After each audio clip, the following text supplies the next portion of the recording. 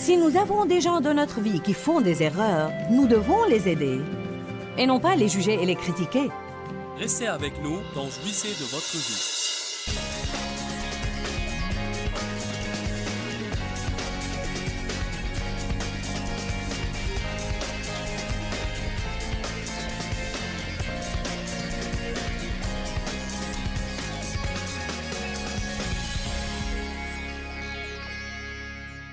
Le titre de mon message est « Si vous semez la miséricorde, vous moissonnerez la miséricorde ». Je prépare une série sur l'égoïsme intitulée « J'étais toujours préoccupé de moi ». Si vous n'étiez pas là la veille, vous avez raté le message fondamental de l'ouverture. Je crois que c'était une excellente et ointe parole sur les vrais dangers et le problème de l'égoïsme, dépeignant vraiment comment une personne égoïste ne va jamais être heureuse, car tout ce qu'elle a dans sa vie est elle-même. Nous ne pouvons pas être heureux dans l'égoïsme car Dieu nous a appelés à l'altruisme. Amen. Il n'y a rien dans la Bible qui vous dit de lutter et de vous débattre pour essayer de vous occuper de vous-même et de vous rendre heureux. Elle dit que si vous donnez votre vie et vivez pour rendre les autres heureux et devenez un serviteur, Dieu va alors vous rendre heureux. Vous semez des graines et vous moissonnez une abondance de ce que vous êtes prêt à donner. J'avais été perturbée pour une longue période de la façon dont les gens traitent les gens. Je suis vraiment lasse du jugement, des critiques, de l'opinion de tout le monde. Le manque de véritable charité que je vois parmi les croyants pharisaïques et fanatiques est vraiment pathétique. Je suis aussi surtout lasse, et je veux que vous entendiez ça, je suis surtout lasse de la pression que je ressens des fois dans ma vie et la pression que je sens que nous exerçons les uns sur les autres pour être parfaits. Si vous me convenez parfaitement, si vous ne faites jamais d'erreur, si vous me traitez toujours comme il faut, si vous faites toutes les choses de la façon que je veux, je vais alors vous applaudir et vous recevoir dans ma vie.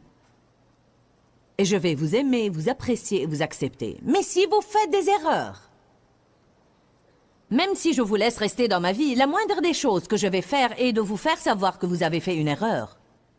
Car nous n'admettons pas que quiconque pense qu'il peut s'en tirer avec n'importe quoi. Car si nous n'établissons pas toutes ces lois, si vous faites une erreur et je vous laisse vous en tirer, alors vous allez probablement la faire à plusieurs reprises. Le seul problème, c'est qu'il n'y a rien de biblique à cette attitude. Nous devons donc apprendre plus sur la miséricorde. Jacques 2,13. Car le jugement est sans miséricorde pour qui n'a pas fait miséricorde. La miséricorde, pleine d'heureuse confiance, chante victoire sur le jugement.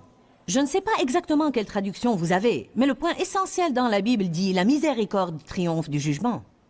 Aux yeux de Dieu, la miséricorde est plus importante que le jugement. C'est très facile, c'est très naturel et normal. C'est une attitude de la chair que de juger les autres et de les juger d'un œil critique. Mais voilà le problème, nous les jugeons toujours d'après nos critères. Nous jugeons toujours les autres d'après ce que nous pensons devoir faire si nous étions dans cette situation. Mais la plupart du temps, nous ne sommes pas dans cette situation et nous n'avons jamais été dans cette situation. Et par conséquent, nous n'avons aucune idée véritable de ce que nous aurions fait, car nous n'en avons pas l'expérience. Avoir des opinions sans expérience est vraiment très imprudent, car la plupart de ce que nous apprenons, nous l'apprenons non seulement de la parole de Dieu, mais des fois nous apprenons même davantage de nos expériences. Eh bien, à ta place, je n'aurais pas, à ta place, j'aurais. Eh bien, tu n'es pas moi, alors. Ne dis pas ce que tu aurais ou ce que tu n'aurais pas. Nous perdons une quantité énorme d'énergie en essayant de nous mêler des vies des autres et en même temps nous dirigeons la nôtre d'une façon minable. Je dois probablement dire cela encore une fois. Peut-être que je le dirai surtout pour mes téléspectateurs, car je les aime beaucoup et je suis contente qu'ils nous regardent aujourd'hui. Nous dépensons énormément d'énergie en essayant de diriger la vie des autres et en même temps nous gérons la nôtre d'une façon minable.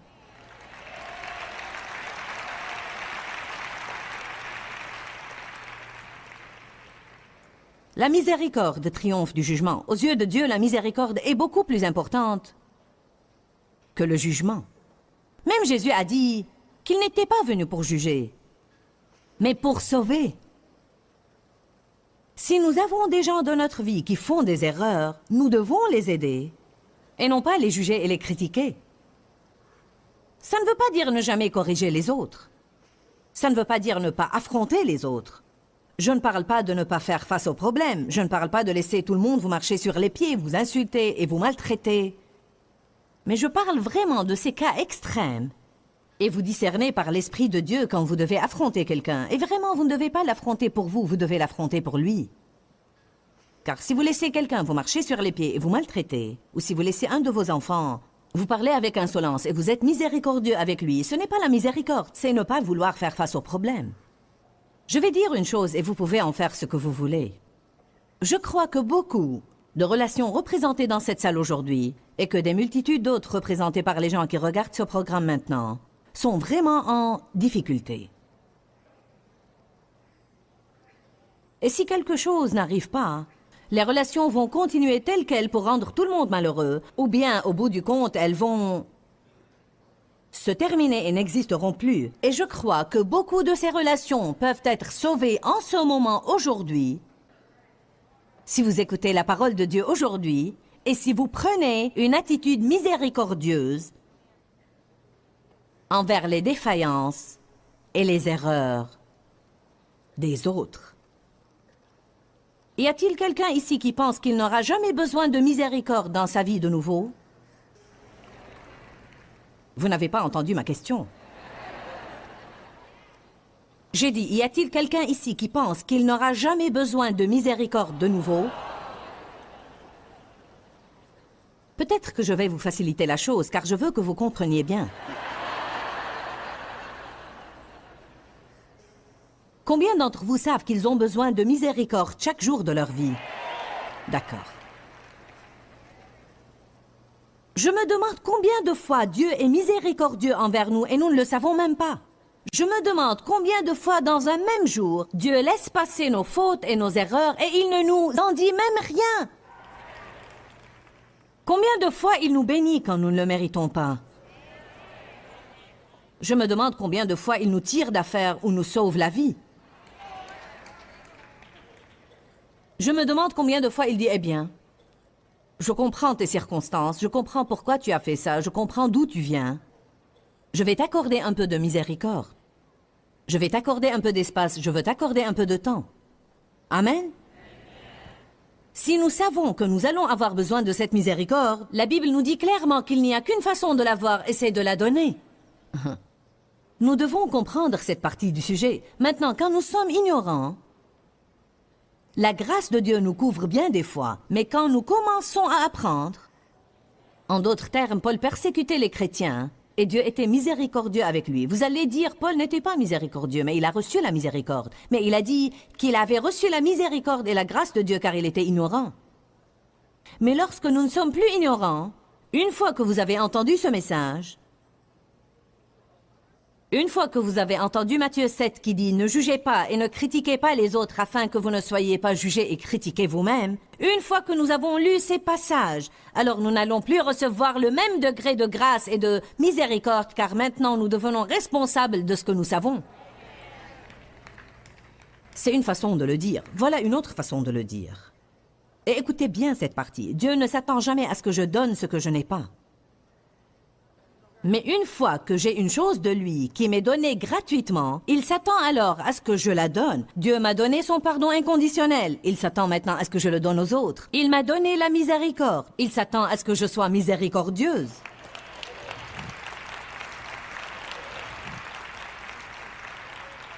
Dieu m'a aimé inconditionnellement. Il s'attend maintenant à ce que j'aime les autres inconditionnellement et ne pas les obliger à mériter et à gagner tout ce que je leur donne. Nous avons lu un passage la veille qui dit que nous devons avoir un esprit indulgent car le Seigneur va venir bientôt. Que nous devons laisser tout le monde voir notre altruisme. Que nous devons avoir une nature aimable et un esprit indulgent car le Seigneur est proche. Qu'est-ce qu'un esprit indulgent? Cela veut dire que vous pouvez supporter beaucoup, que vous n'êtes pas soupolé, que vous êtes patient.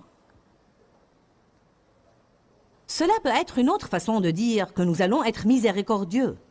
Nous devons être le genre de personne que l'on doit pousser et pousser et pousser et pousser pour l'exaspérer. Et non une personne qui regarde une autre personne de travers chaque fois qu'elle fait une petite infraction à ses lois et à ses règles. Et je dis ses lois et ses règles car la plupart des gens font leurs propres lois et règles. La situation est difficile dans la société car cette personne veut une chose et cette autre veut une autre. Celle-ci ne veut pas ce que celle-là veut. Si vous donnez à celle-ci ce que voulez celle-là, celle-ci va se fâcher. Donc c'est comme si vous devez être une sorte de géant relationnel.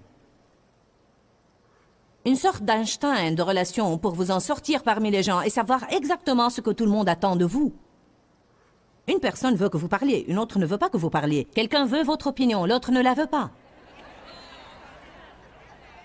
Ensuite, il y a ceux qui vous demandent ce que vous pensez, mais ils ne veulent pas le savoir et ils se fâchent quand vous le leur dites. Ils me déconcertent vraiment. C'est comme vous savez... Comment puis-je t'aider si tu ne veux pas m'écouter? Vous savez? Je veux que vous entendiez une chose aujourd'hui. Le diable rend les choses suffisamment difficiles aux gens. Nous ne devons pas l'aider. C'est une des choses principales que je voulais dire aujourd'hui. Essayez de faire ce que vous devez faire. Est assez difficile à cause de toutes les agressions de Satan, l'oppression et la nature même de la société et tout le facteur de stress qui est dans notre société aujourd'hui. Je répète, le diable n'a pas besoin d'aide. Nous devons nous entraider, pas aider le diable. Allez maintenant. Miséricorde, miséricorde, miséricorde. Alléluia. Je me trouve parfois, même par moments, durant la journée, et c'est juste quelque chose qui se présente dans mon esprit, et beaucoup d'entre vous le font aussi. Je suis dans des situations où je dis miséricorde, miséricorde. Parfois, en conduisant la voiture, « Oh Jésus, donne-moi la miséricorde. » Miséricorde, Seigneur, nous avons besoin de miséricorde. Je crois que c'est une chose qui sort de mon cœur.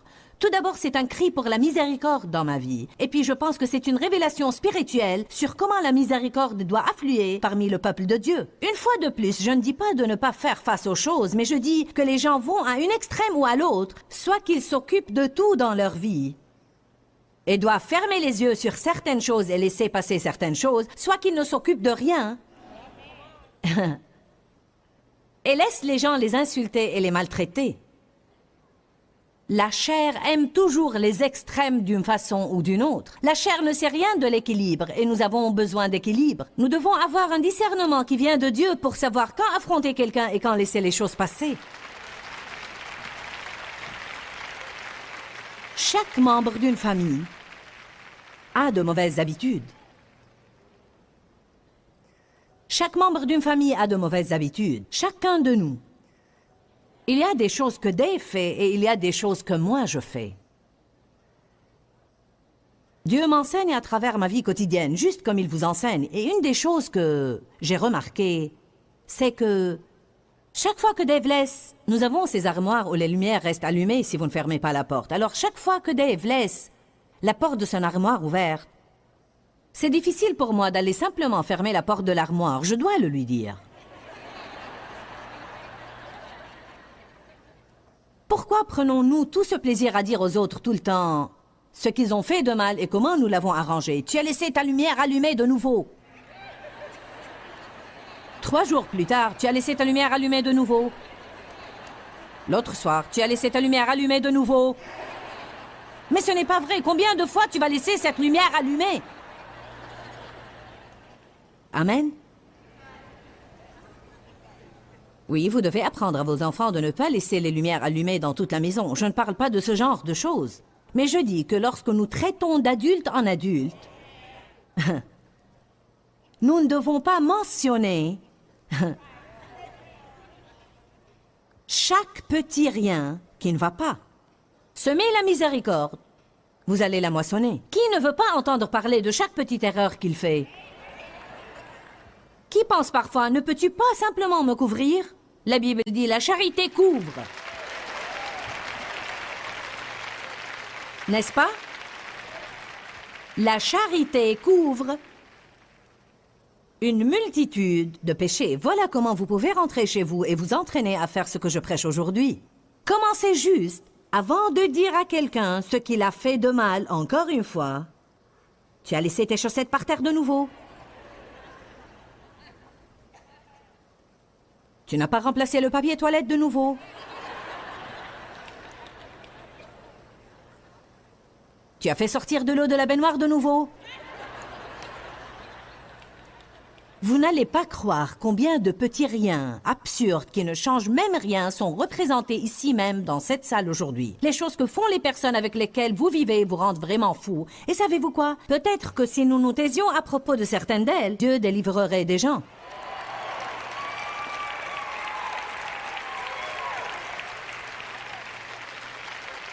Oh, je pense juste à un passage. Allez à Philippiens 4.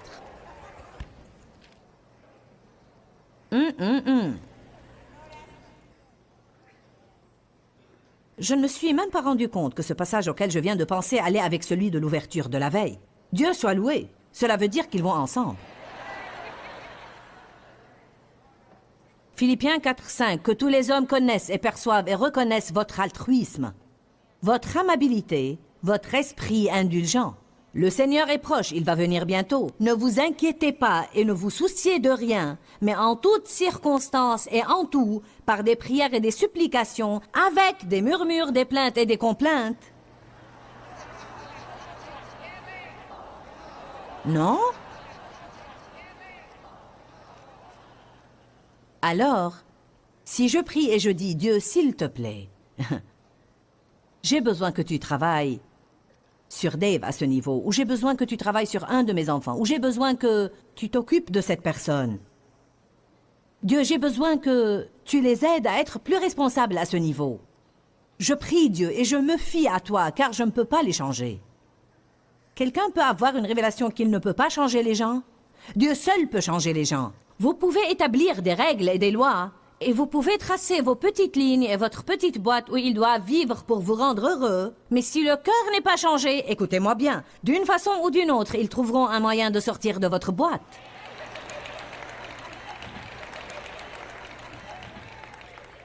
Dieu seul peut entrer dans le cœur humain et changer la nature de l'homme. Là, de nouveau, je ne dis pas de ne pas dire aux gens ce dont vous avez besoin, ou ce qui vous rend malheureux, mais je dis que vous ne devez pas leur dire et leur dire et leur dire et leur dire et leur dire et leur dire et leur dire et leur dire. Certains d'entre vous sont en train de leur dire depuis 30 ans. Et ce n'est pas une chose pieuse, vous devenez juste des casse-pieds.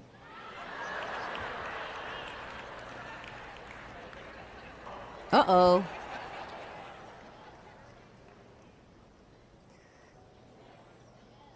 Alors sur ce, je dois prier et puis je dois être reconnaissante. Si je prie pour que Dave se rappelle de fermer la porte de son armoire, et vraiment la porte de l'armoire n'est pas ce grand problème pour moi. C'est un exemple dont je me sers. Il m'arrive de laisser la mienne ouverte parfois avec la lumière allumée.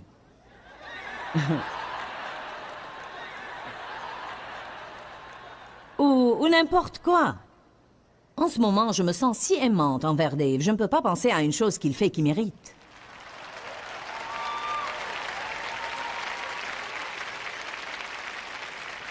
Ce doit être un miracle. Normalement, j'ai une liste vraiment longue.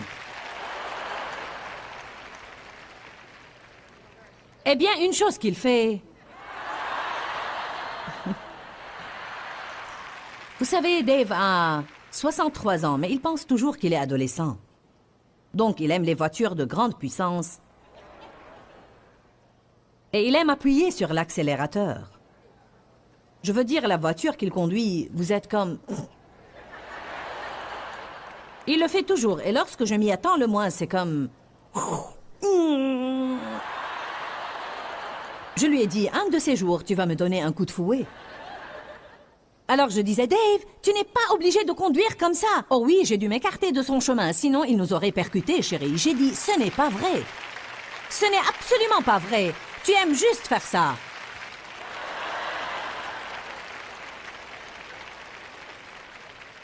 Eh bien, ça m'embête vraiment et je voudrais qu'il ne le fasse plus. Mais il l'a fait toute sa vie et mes plaintes ne vont pas le changer.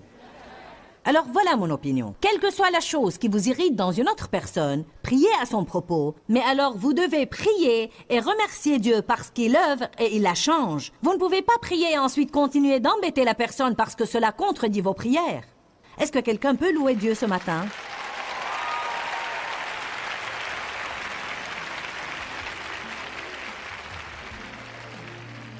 Oh, mais c'est si difficile pour nous de fermer la bouche.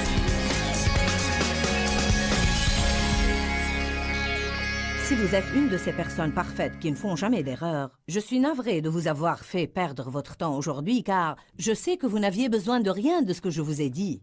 Mais si vous avez vraiment besoin de miséricorde de temps en temps, comme moi, alors je veux juste vous dire, si vous êtes prêt à semer la miséricorde dans la vie des autres, vous allez moissonner la miséricorde. Nous devons apprendre plus sur la miséricorde. D'abord, nous devons recevoir la miséricorde de Dieu, et ensuite nous devons montrer de la miséricorde envers les autres, non pas jouer de la comédie, mais comme une attitude de cœur. Vous savez, je me suis rendu compte que j'ai tant de défauts moi-même, et que j'ai besoin de la miséricorde de Dieu et des autres. La Bible dit, si vous semez la miséricorde, vous recevrez la miséricorde. Je veux répéter de nouveau ce que j'ai dit. Recevez la miséricorde de Dieu, car vous ne pouvez pas donner une chose que vous n'avez pas. Si vous n'êtes pas une personne parfaite et vous avez besoin de la miséricorde de Dieu, il attend, cherche et désire être miséricordieux envers vous. Mais vous devez être prêt à la recevoir. Et ensuite, ce que vous recevez, Dieu s'attend à ce que vous le donniez abondamment. La Bible dit, vous avez reçu gratuitement, donnez gratuitement. Votre vie va être tellement améliorée. Votre niveau de joie va augmenter radicalement lorsque vous commencez à être moins légaliste et plus miséricordieux. La parole de Dieu est notre arme offensive pour pourchasser l'ennemi et lui dire « Tu ne vas pas diriger ma vie, peu m'importe ce que je ressens, ou bien ce qu'est ma nature naturelle. Ma nature naturelle a été remplacée par la nature de Dieu et je vais être comme Dieu dans toutes mes voies. Je vais me nourrir de la parole de Dieu car il y a la vie dans la parole. Que Dieu vous bénisse. À très bientôt. » Pourquoi Seigneur, pourquoi? Dans ce livret, Joyce Meyer nous enseigne à travers la parole comment être délivré de la confusion. Pour obtenir ce livret gratuitement, écrivez-nous à Joyce Meyer, boîte postale 40095-6300 Larnaca, Chypre. Ou bien visitez notre site web www.joycemeyer.org/fr.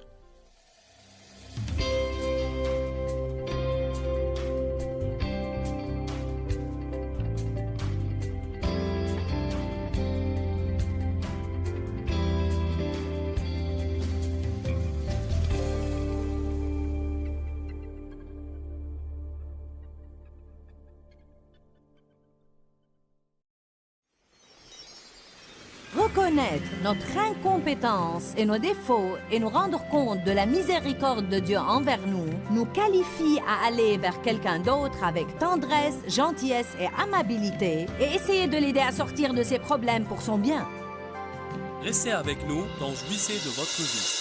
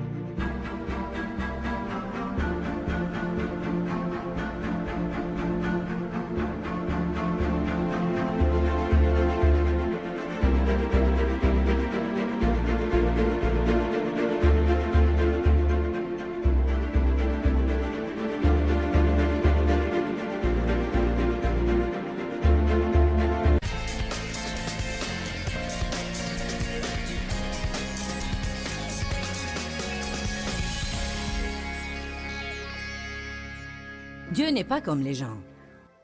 Peut-être que vous avez été élevé par des gens qui ne vous ont pas montré de miséricorde, mais Dieu veut vous la donner. Cela ne signifie pas que Dieu ne va pas nous châtier ou ne nous corrige pas. Il le fait. Dieu m'a donné un exemple à travers mon fils qui a maintenant 24 ans et qui supervise toute une branche des ministères de Joyce Meyer.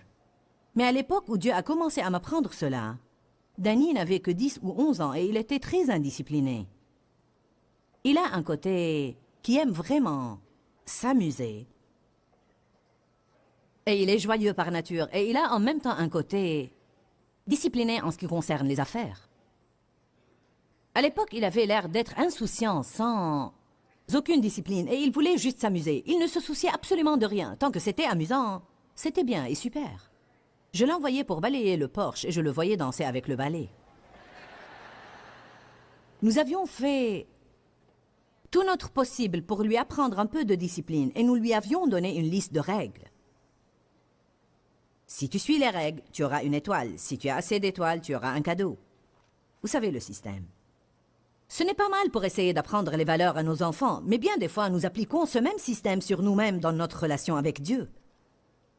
Nous n'avons pas nécessairement des étoiles quand nous faisons le bien, car tout le bien que nous faisons est en fait une manifestation du Saint-Esprit faisant le bien à travers nous. Et pour commencer, ce n'est même pas de nous. Donc ce que nous pouvons faire, c'est glorifier Dieu. Et si nous faisons des erreurs, il faut demander à Dieu de nous donner la miséricorde. Alors tout est de lui et rien ne nous doit être attribué. Amen. Si j'échoue, c'est de ma faute. Et si je suis bon, c'est à cause de toi.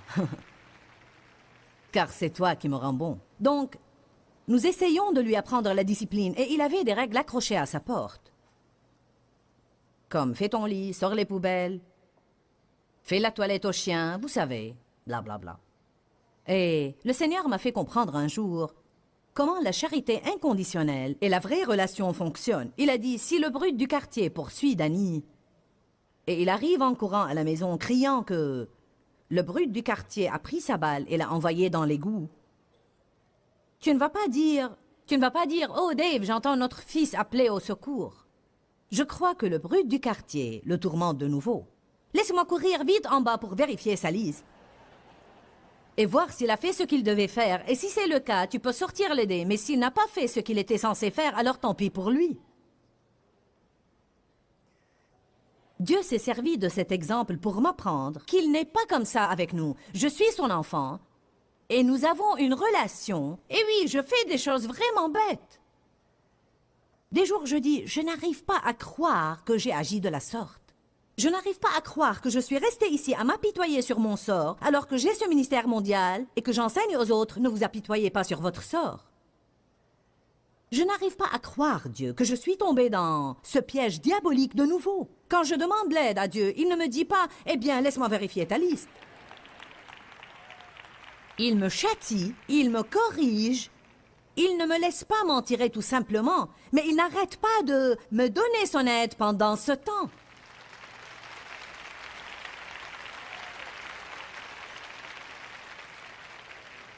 C'est ce que nous faisons tant de fois dans les relations. Nous disons, car c'est la chose chrétienne à faire, je vais te pardonner. Mais nous punissons quand même. Je vais te pardonner, mais je ne vais pas t'inviter à ma soirée. Je vais te pardonner, mais je ne vais pas t'offrir un cadeau de Noël cette année. Et si je vais t'en offrir un, ça ne va pas être cher. Je te pardonne, mais si tu entres dans la chambre, je vais en sortir. Je te pardonne, mais je vais raconter à tout le monde ce que tu as fait. Oh oh. Voyez-vous ce dont je parle ici aujourd'hui? L'essence de ce que j'essaie de dire n'est même pas la miséricorde en tant qu'acte, mais la miséricorde en tant qu'attitude. C'est une attitude du cœur que nous devons prendre et que nous devons pratiquer les uns envers les autres. La miséricorde triomphe du jugement. Est plus importante que le jugement. Vous allez être plus heureux si vous êtes plus miséricordieux. Le savez-vous? Dites tous, je vais être plus heureux si je montre aux autres plus de miséricorde. Combien d'entre vous croient qu'ils vont être plus heureux? Matthieu 7:1, ne jugez, ne critiquez, ne condamnez point les autres, afin que vous ne soyez jugés et critiqués et condamnés vous-même. Car juste comme vous jugez et critiquez et condamnez les autres, vous serez jugés, critiqués et condamnés. Et conformément à la mesure avec laquelle vous mesurez aux autres, l'on va vous mesurer de même. Pourquoi regardes-tu de l'extérieur la très petite paille qui est dans l'œil de ton frère et n'aperçois-tu pas et considères la poutre qui est dans ton œil? C'est peut-être la traduction simplifiée, je ne me rappelle pas exactement, qui dit « Pourquoi essaies-tu d'enlever le cure-dent de l'œil de ton frère alors que tu as un poteau de téléphone dans ton œil ?» Nous sommes aussi stupides que ça. Nous essayons de nous occuper de ces petites choses mineures dans la vie des autres qui nous irritent, alors que nous avons ce grand retentissant et terrible problème dans notre vie, auquel nous ne faisons même pas attention.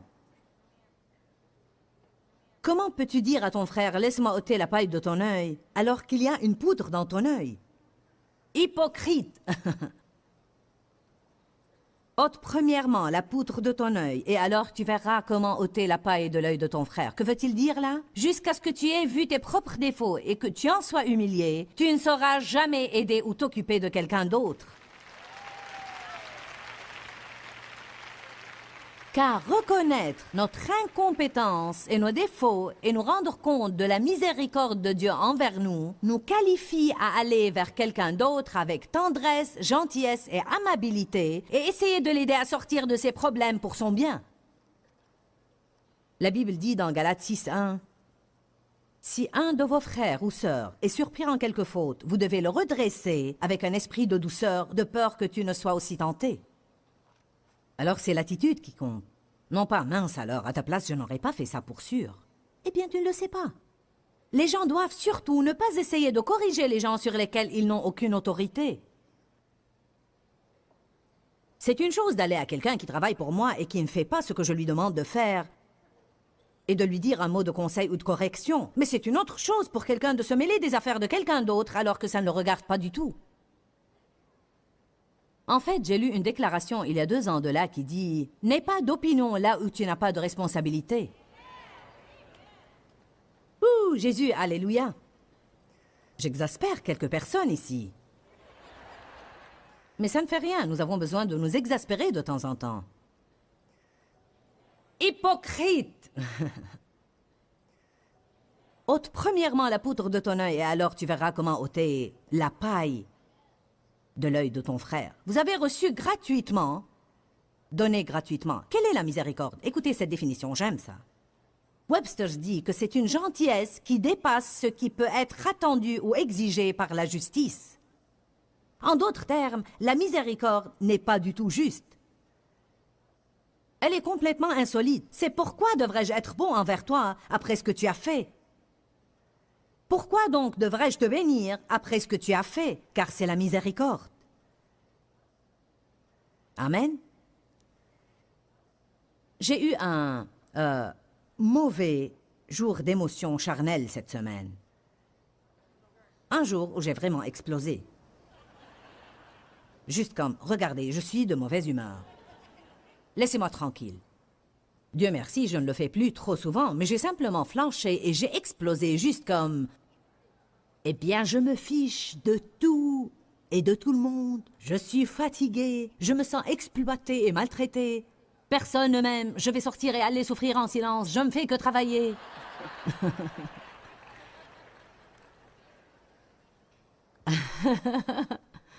Avez-vous jamais des jours comme ça? Avez-vous jamais eu une vie comme ça? Non, non. Maintenant, voyez, la bonne nouvelle, c'est que j'étais comme ça tout le temps. Donc, je ne suis pas là où je dois être, mais je ne suis plus là où j'étais. Voilà la chose. En fait, j'étais encore comme ça quand je me suis embarquée dans ce voyage. Oh oh, maintenant j'ai un problème, car je devais me lever la veille et être jointe. Et puissante, et redoutable, et aimable.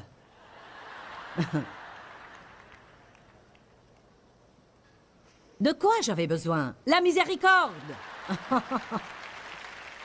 Dieu, tu dois m'aider. Je n'ai pas honte de vous dire que je fais des erreurs.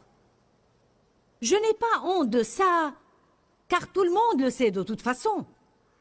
Si vous êtes un peu logique, vous pouvez dire à n'importe qui ici, je sais que tu n'es pas parfait. Dans chaque nouvelle relation, l'autre ne va pas être parfait, mais nous faisons pression sur lui pour qu'il soit parfait. Ce qui n'est pas logique. Alléluia. Miséricorde. Gentillesse qui dépasse ce qui peut être attendu ou exigé par la justice. Il semble que ce ne soit pas juste d'être aimable ou de bénir quelqu'un qui ne le mérite pas. Mais Dieu le fait. Allez à Éphésiens 2:4.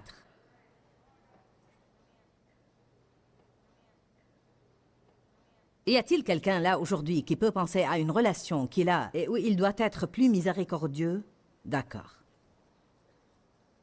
Y a-t-il quelqu'un là aujourd'hui qui sent en fait qu'il est une des personnes à qui Dieu dit, si tu vas sortir d'ici et prendre une attitude plus miséricordieuse dans cette relation, la relation pourrait être sauvée?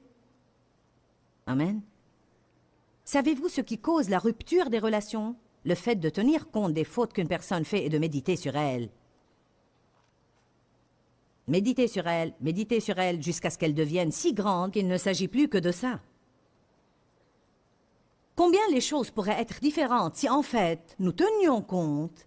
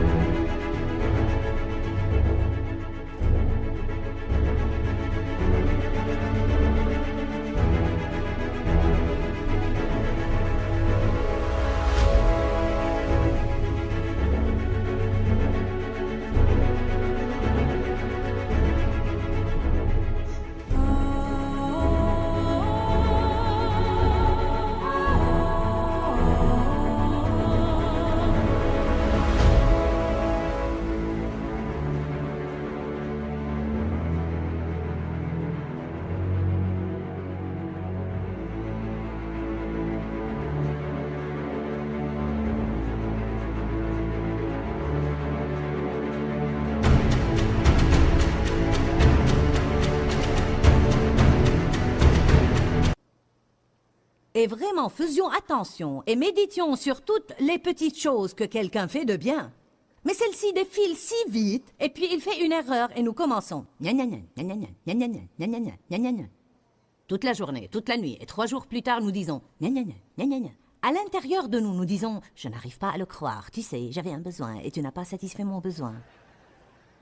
Comment je sais tout ça? Parce que j'ai de l'expérience.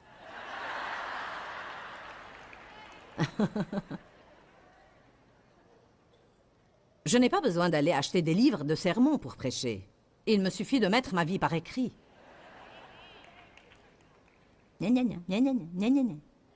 Vous savez, j'avais essayé exprès. J'ai demandé à Dieu de m'aider. J'ai dit, Dieu, aide-moi à vraiment remarquer toute bonne chose que quelqu'un fait et d'en faire tout un plat. Qu'arriverait-il si nous commencions à faire tout un plat de toute bonne chose que quelqu'un fait? Mais nous ne faisons pas tout un plat des bonnes choses. Nous n'en tenons même pas compte comme si elles n'étaient pas importantes du tout. Mais quand survient une petite menue infraction à nos lois et règles, nous en faisons tout un plat.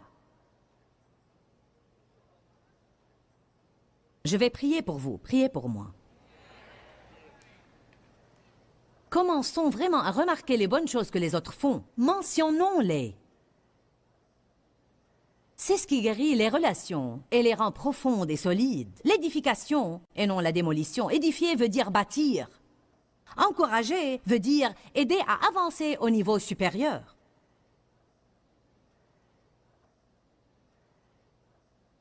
C'est pour ça qu'il est cruel parfois que quand les gens disent des choses de vous, tout ce qu'ils peuvent trouver, c'est 1 ou 2 choses que vous faites mal, et ils ne mentionnent pas les 25 ou 30 choses que vous faites bien.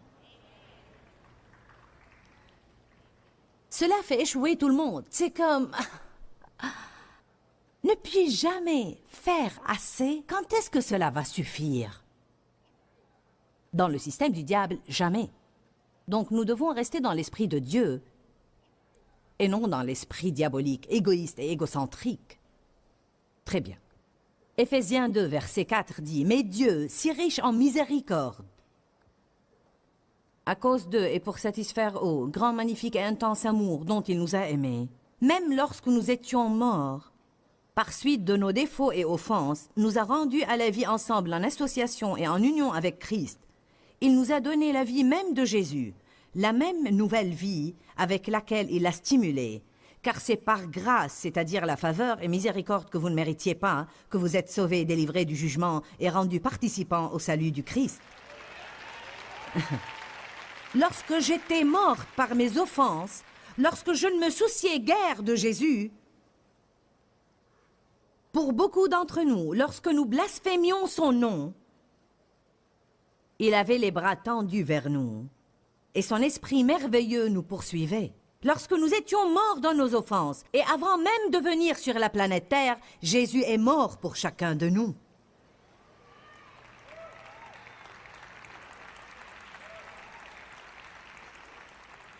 Et non seulement est-il mort pour moi quand j'étais morte par suite de mes péchés et de mes offenses, mais il nous a ressuscités ensemble avec lui et nous a fait asseoir avec lui, nous a donné des places partagées avec lui dans le royaume céleste surnaturel. Alors non seulement a-t-il dit « je vais vous pardonner », non seulement a-t-il dit « je vais mourir pour vous », mais il a dit « je vais vous intégrer dans ma position dans les lieux célestes ». Vous pouvez avoir un niveau de vie haut et non pas bas.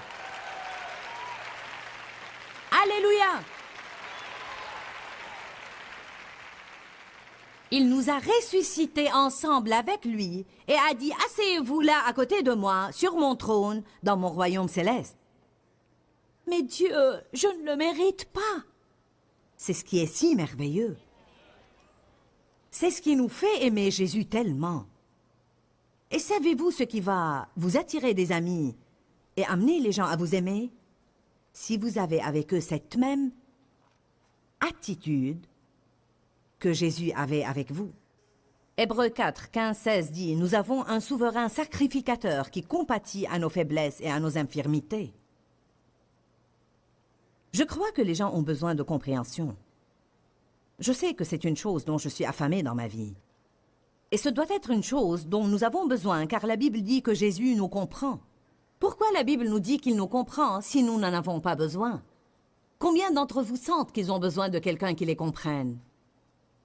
Une jeune maman me disait hier, « Je veux juste que mon mari comprenne ce que c'est que d'être là toute la journée avec les enfants. » Même si vous ne comprenez pas, hommes, dites aux femmes que vous comprenez. Je ne vous dis pas de mentir, mais juste imaginez, donnez-leur ce dont elles ont besoin. Chérie, je sais que ce n'est pas facile d'être là toute la journée. Ne dites pas « Qu'as-tu fait toute la journée ?» Tu es à la maison toute la journée, qu'as-tu fait? Essayez de rester là pour quelques jours et vous verrez ce qu'elle fait. Amen. Monsieur, maman, peut-être devriez-vous essayer cela. Eh bien, je suis celui qui sort, qui conduit dans l'embouteillage et qui supporte le patron toute la journée. Mais vous n'avez pas changé 14 couches pleines de diarrhée, nettoyer morve et bave, et chaque fois que vous nettoyez la maison, quelqu'un va mettre du désordre et vous devez remettre de l'ordre. Nous avons tous nos problèmes dans la vie. Oui, il y a un côté qui doit être compris chez l'homme, il y a un côté qui doit être compris chez la femme, il y a un côté qui doit être compris également chez les enfants. Tout le monde sollicite et veut la compréhension, et surtout les femmes. La nature féminine, pour une certaine raison, en a le plus besoin. Elles ont plus besoin de « je comprends ». Nous avons un souverain sacrificateur qui compatit à nos faiblesses et à nos infirmités, car il a été tenté en toutes choses, juste comme nous, mais sans commettre de péché. Donc, approchons-nous avec assurance du trône de la grâce, afin d'obtenir miséricorde. Miséricorde pour nos échecs. Soyons miséricordieux. Je peux dire une chose de Dave. Dave est miséricordieux. Il n'est pas le genre qui garde de la rancune ou des choses contre nous. Je peux agir d'une façon ridicule et puis dire « je suis désolé ». Et il dit « d'accord, continuons ». C'est du passé maintenant. Je suis celle qui avait tendance à dire « ne pense pas que tu vas t'en tirer si facilement ». Mais je surmonte la chose. Je fais mieux. Je ne suis pas là où je dois être, mais je ne suis plus là où j'étais. Qui est sur la même voie que moi. Nous grandissons. Alléluia.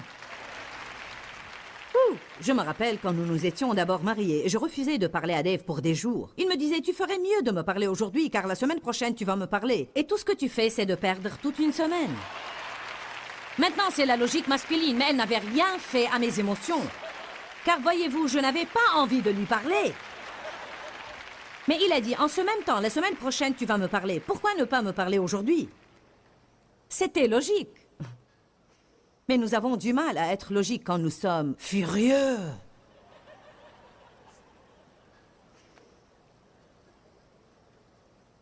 Matthieu 9, 13 dit « Apprenez ce que cela signifie. Je prends plaisir à la miséricorde et non au sacrifice. » Jésus, en fait, a dit « Je veux que vous appreniez la miséricorde. » Allez apprendre ce que cela signifie. N'obligez pas les gens à vous apporter des sacrifices et à payer leurs erreurs, mais donnez-leur miséricorde. Quand vous faites une erreur, recevez la miséricorde de Dieu. Peut-être que vous n'avez pas le don de la miséricorde, mais vous pouvez prendre une attitude miséricordieuse. La Bible dit dans Romains 12 que certaines personnes ont un don de miséricorde. Elles sont nées miséricordieuses. Vous savez, une personne avec un don de miséricorde va conseiller quelqu'un et lui dire « Oh, raconte-moi ça. Oh. » Et une heure plus tard, « Oh. » Mais quelqu'un comme moi, j'aurais dit, « Tais-toi. »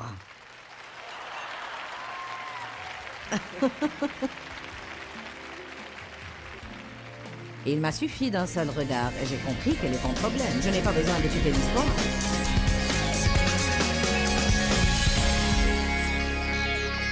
Si vous êtes une de ces personnes parfaites qui ne font jamais d'erreur, je suis navré de vous avoir fait perdre votre temps aujourd'hui car je sais que vous n'aviez besoin de rien de ce que je vous ai dit. Mais si vous avez vraiment besoin de miséricorde de temps en temps, comme moi, alors je veux juste vous dire, si vous êtes prêt à semer la miséricorde dans la vie des autres, vous allez moissonner la miséricorde. Nous devons apprendre plus sur la miséricorde. D'abord, nous devons recevoir la miséricorde de Dieu. Et ensuite, nous devons montrer de la miséricorde envers les autres. Non pas jouer de la comédie, mais comme une attitude de cœur. Vous savez, je me suis rendu compte que j'ai tant de défauts moi-même et que j'ai besoin de la miséricorde de Dieu et des autres. La Bible dit, si vous semez la miséricorde, vous recevrez la miséricorde. Je veux répéter de nouveau ce que j'ai dit. Recevez la miséricorde de Dieu, car vous ne pouvez pas donner une chose que vous n'avez pas. Si vous n'êtes pas une personne parfaite et vous avez besoin de la miséricorde de Dieu, il attend, cherche et désire être miséricordieux envers vous. Mais vous devez être prêt à la recevoir. Et ensuite, ce que vous recevez, Dieu s'attend à ce que vous le donniez abondamment. La Bible dit, vous avez reçu gratuitement, donnez gratuitement. Votre vie va être tellement améliorée. Votre niveau de joie va augmenter radicalement lorsque vous commencez à être moins légaliste et plus miséricordieux. La parole de Dieu est notre arme offensive pour pourchasser l'ennemi et lui dire « Tu ne vas pas diriger ma vie, peu m'importe ce que je ressens ou bien ce qu'est ma nature naturelle. Ma nature naturelle a été remplacée par la nature de Dieu et je vais être comme Dieu dans toutes mes voies. Je vais me nourrir de la parole de Dieu car il y a la vie dans la parole. Que Dieu vous bénisse. À très bientôt. Pourquoi Seigneur, pourquoi? Dans ce livret, Joyce Meyer nous enseigne à travers la parole comment être délivré de la confusion. Pour obtenir ce livret gratuitement, écrivez-nous à Joyce Meyer, boîte postale 40095-6300 Larnaca, Chypre. Ou bien visitez notre site web www.joycemeyer.org/fr.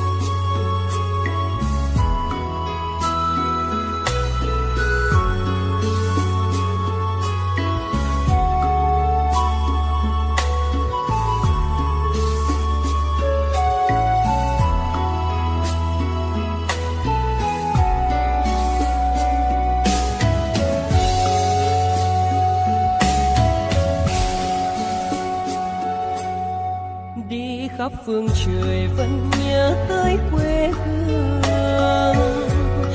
Người về đây thăm làng Trù quê mẹ và làng Sen quê cha, xúc động bồi hồi người rơi giọt lệ, thương mái nhà tranh thương đất mẹ nghèo.